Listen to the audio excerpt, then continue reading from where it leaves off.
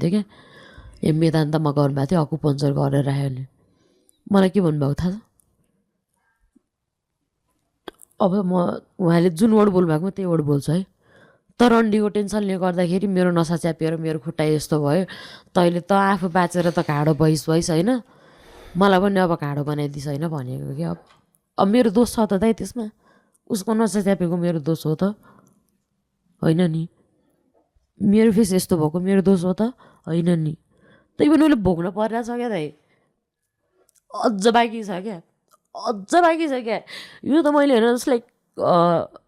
हुन्छ नि मेरो एजमा जस्ट लाइक मेरो एजको मान्छेहरूले मैले जति कसैले पनि भोगेको छैन त्यो केस हालेर त ड्याडीलाई त कस्टडीमा राखिसकेको थियो नि त मलाई मेरो मम्मीले अब त्यसरी केस हाल्यो अनि अब लुगा लिन आयो भनेर जस्ट लाइक यस्तै खालको एउटा उफर थियो क्या मेरो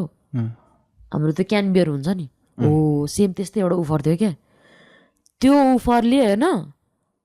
यो लेफ्ट थाइको अब यहाँको निकालेको हो नि त यो लेफ्ट थाइमा मलाई सेन्सेसन फिलै हुँदैन चाहिँ यो घोडाबाट यहाँ कम्मरसम्म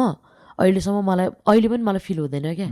यसरी चलाएको अब त्यो तातो चिसोहरू अनि यसरी छाम्दाखेरि यतापट्टि यसरी बस्दाखेरि यहाँ यसरी हड्डी नै भेट्छ क्या यहाँ अब यहाँको पुरा फ्याट नै निकालेर यहाँ हालेको हो नि त यतापट्टि भेट्दैन यतापट्टिको थाइ ठुलो छ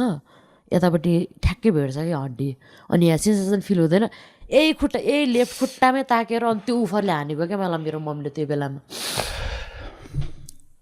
अनि मलाई यत्रो यो पेन सबै दिनु थियो त बचाएर किन ल्याएको क्या किनकि मलाई 6 दिनसम्म त म कोमामै थिएँ नि त मलाई थाहा थिएन नि त हो कि ल भनौँ न म मर्या भए चाहिँ मलाई थाहा थिएन नि मलाई यो न जलेको पेन थाहा हुन्थ्यो न मलाई यो अपरेसनको पेन थाहा हुन्थ्यो उनीहरूले सोच्नुपर्ने हो नि त